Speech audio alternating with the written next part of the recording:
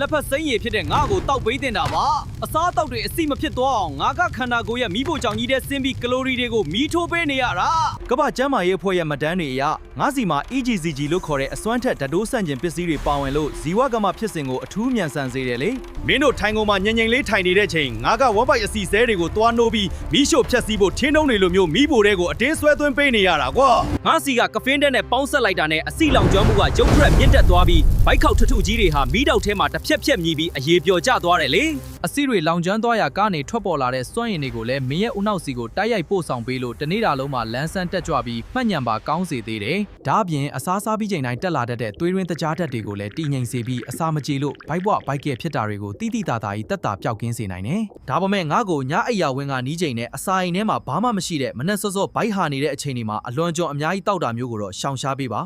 မနက်စာစားပြီးချိန်နဲ့နေ့လယ်ပိုင်းတွေမှာပုံမှန်လေးတောက်ပေးမယ်ဆိုရင်တော့မလိုအပ်တဲ့အစီဘိုတွေကင်းစင်တဲ့ကျန်းမာလပါသောခန္ဓာကိုယ်လေးကိုအမြန်ဆုံးပိုင်ဆိုင်ရမှာပါဒါကြောင့်